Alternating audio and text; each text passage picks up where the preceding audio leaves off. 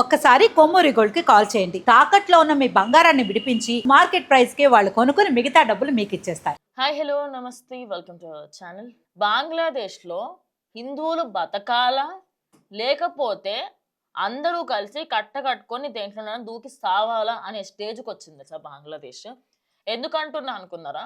మొన్న దీపు చంద్రదాస్ నిన్న ఒక అబ్బాయిని ఫ్లైఓవర్ మీదకి వెళ్ళి బాంబు వేసి చంపారు. ఈరోజు ఇంకొక అబ్బాయిని నువ్వు ఎవరికో సపోర్ట్ చేస్తున్నావు అని చెప్పేసి ఒక అపనింద వేసి అబ్బాయిని చంపేశారు. ఆ అబ్బాయికి సంబంధించి డీటెయిల్స్ తీసుకునే ప్రయత్నం చేద్దాం. అమృత్ మండల్ అలియాస్ సామ్రాట్, ఈ అబ్బాయికి సంబంధించి ఈయనని వేటాడి మరీ చంపారు. దానికి గల కారణం ఏంటి అంటే, సామ్రాట్ అనే వ్యక్తి ఇస్లాం అనే ఒక వ్యక్తిని గన్ పెట్టి బ్లాక్మెయిల్ చేస్తూ ఉండగా అక్కడ ఉన్న వాళ్ళంట ఆయనని కొట్టి చంపేశారంట. దానికి గల కారణం ఏంటో తెలుసా?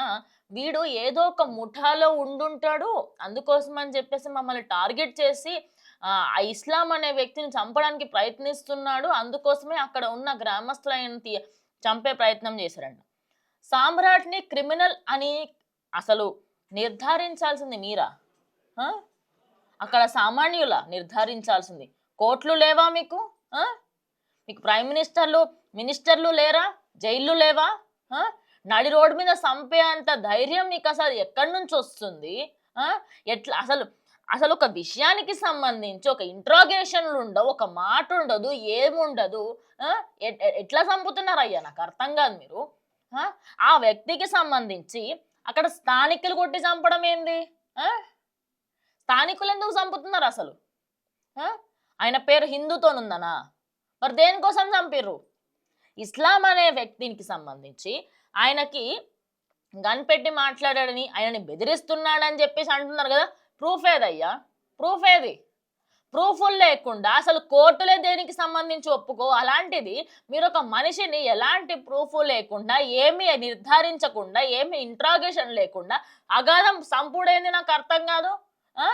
మొన్న దీపు చందర్ దాస్ని ఆయన ఏమీ తప్పు లేకపోయినా అసలు అందరూ ఒకటే, నేను సెక్యులర్నేరా బాబు అని చెప్పిన దానికి వాడికి సంబంధించి రిజిగ్నేషన్ పెట్టిపిచ్చి మరి నడి రోడ్డు మీద గుడ్డలూడ తీసి కొట్టుకుంటూ నరకం అనుభవించి కాల్చిర్రు కదా అయ్యా. నిన్న కూడా ఫ్లైఓవర్ మీదకి వెళ్ళి ఒక అబ్బాయికి కింద ఉన్న అబ్బాయి మీద బాంబు వేశారంట. ఒక ప్రైవేట్ ఫ్యాక్టరీలో పనిచేస్తున్న అబ్బాయి.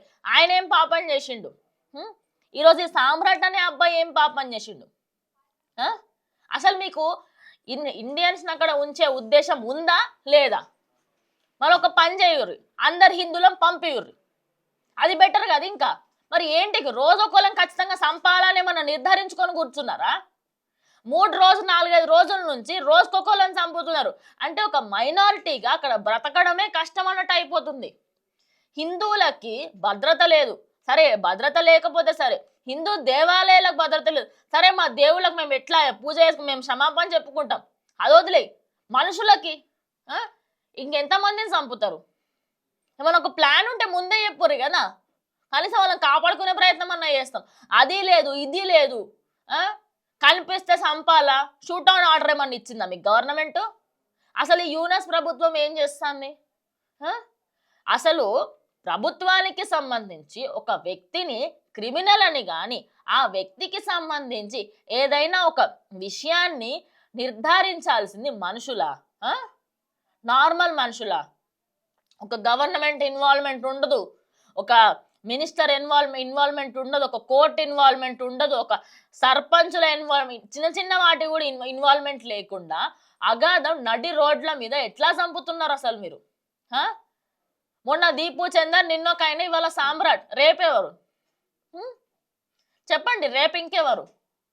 అసలు స్థానికులు కొట్టి చంపిర్రు అనేది అసలు నేను జీర్ణించుకోలేకపోతున్నా.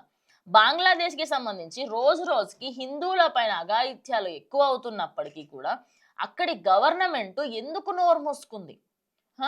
మొన్న దీపు చందర్ దాస్ది అది ఇప్పటి వరకు ఎందుకు చంపారు, ఎందుకు కొట్టిర్రు అనే దానికి అక్కడి ప్రభుత్వం నుంచి క్లారిటీ రాలేదు. సరే అది వదిలేసేయండి, ఓకే. ఎందుకంటే అక్కడ మాకు లైవ్లో అన్నీ కనిపిస్తున్నాయి, మీరు అన్నిటికీ సంబంధించి మీరు సమాధానం ఇవ్వాలి అనుకోవట్లేదు, నేను అర్థం చేసుకుంటా. కానీ నిన్న ఫ్లైఓవర్ మీదకి వెళ్ళి బాంబు వేసి చంపారు.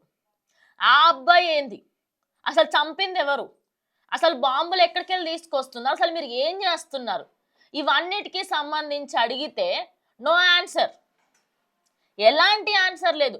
ఈరోజు నడి రోడ్డు పైన ఇస్లాం అనే ఒక వ్యక్తిని బెదిరిస్తున్నాడు అనే ఒక డౌట్తోని, అసలు నిజానికి అక్కడ జరిగిందా జరగలేదనే తెలియదు, ఒక మాట అనేస్తున్నారు గాల్లో, ఒక దాన్ని ఏమంటారు, ఒక మాట పెట్టేస్తే సరిపోతుంది కదా అని చెప్పేసి. అసలు ఆ ఇస్లాం అనే వ్యక్తి ఎవరు?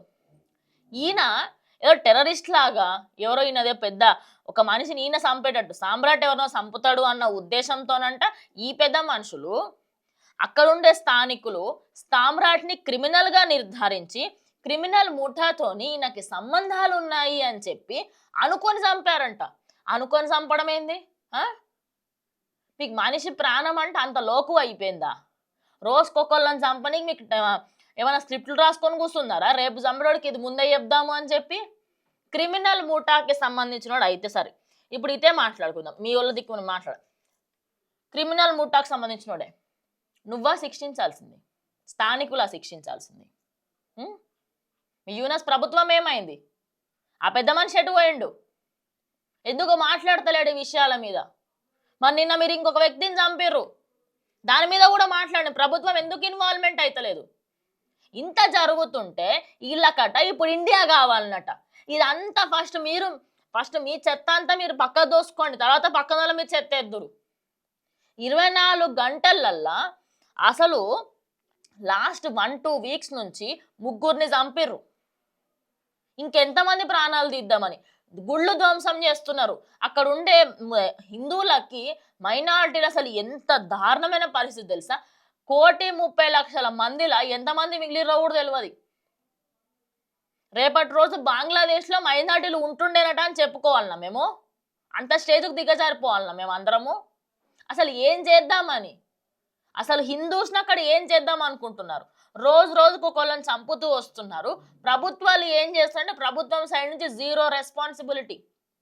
చంపుకోరే నాకెందుకు, ఎలక్షన్లు వస్తున్నాయని చెప్పి ఒక స్టూడెంట్కి సంబంధించి అక్కడి నుంచి స్టార్ట్ అయిన లొల్లి ఇక్కడి వరకు వచ్చింది. మరి రేపు ఇంకెవరిని చంపుతారు? అసలు నిజానికి దీని మీద మీరు ఏమనుకుంటున్నారు? స్థానికులు చంపడం ఏంటి? ఏదైనా అయితే కోర్టులు చూసుకోవాలి, ఏదైనా అయితే పోలీసులు చూసుకోవాలి.